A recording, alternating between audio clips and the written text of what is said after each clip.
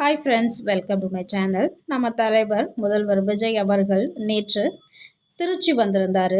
திருச்சியில் அவர் என்ட்ரியே மாசாக இருந்தது. திருச்சி மக்களுக்கு நன்றி தெரிவிப்பதற்காக திருச்சி கிழக்கு தொகுதிக்கு திருச்சி ஏர்போர்ட்டிலிருந்து ரோட் ஷோவாக மக்களை சந்தித்து சென்று கொண்டிருந்தார். மக்களும் அவரை ஆரவாரத்துடன் வரவேற்றார்கள். திருச்சி புனித ஜோசப் கல்லூரியில் இந்த பொதுக்கூட்டம் ஏற்பாடு செய்யப்பட்டிருந்தது. பொதுக்கூட்டத்தில் முதல்வர் விஜய் அவர்கள் மக்களுக்கு வணக்கம், தனது நன்றியையும் தெரிவித்து கொண்டார். திருச்சி தொகுதியை ராஜினாமா செய்ய வேண்டியது ஒரு கட்டாயத்தினால ராஜினாமா செஞ்சிட்டோம். ஆனால் நான் ராஜினாமா செஞ்சாலும் எனக்கு திருச்சி கிழக்கு தொகுதி என்னுடைய இதய மாதிரி அப்படின்னு சொல்லியிருந்தார். இந்த அளவுக்கு எனக்கு ஆதரவு அளித்ததற்கு நன்றி.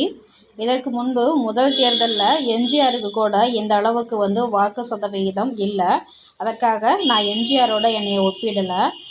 எம்ஜிஆர் தான். நான் அவர் வழியில் வந்த ஒரு சாதாரண விஜய் அப்படின்னு சொல்லியிருந்தார். அது கேட்கவே நல்லா இருந்தது. எந்த பந்தாவும் இல்லாமல் இருந்தது. ரொம்ப நல்லா இருந்தது. அதுக்கப்புறம் எதிர்க்கட்சி தலைவர்களை தாக்கி பேசினார்.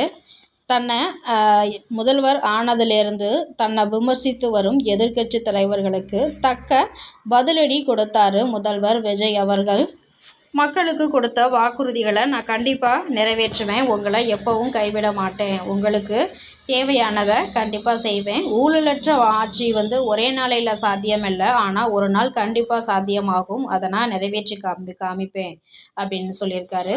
அதே மாதிரி தொடர்ந்து நடைபெறும் இந்த பெண்களுக்கு எதிரான குற்றங்களுக்கு காரணம் திமுக அரசு தான். திமுக அரசில் தடுக்காமல் விட்ட இந்த போதைப் பொருள் பழக்க வழக்கங்கள்னால தான் இவ்வளவு பிரச்சனைக்கும் காரணம் அப்படின்னு சொல்லியிருக்காங்க.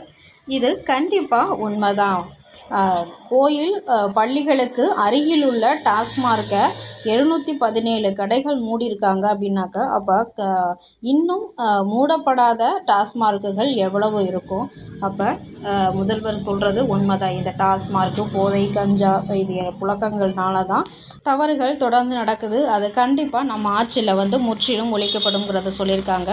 அதே மாதிரி சிங்கப்பெண் அதிரடிப்படை அடுத்த வாரமில் இனாக்ரேஷன் பண்ண போகிறாங்க. உங்களுக்கான பாதுகாப்பு கண்டிப்பாக இருக்கும் அப்படிங்கிறத சொல்லியிருக்காரு. ஓகே ஃப்ரெண்ட்ஸ், தேங்க்யூ ஃபார் வாட்சிங்.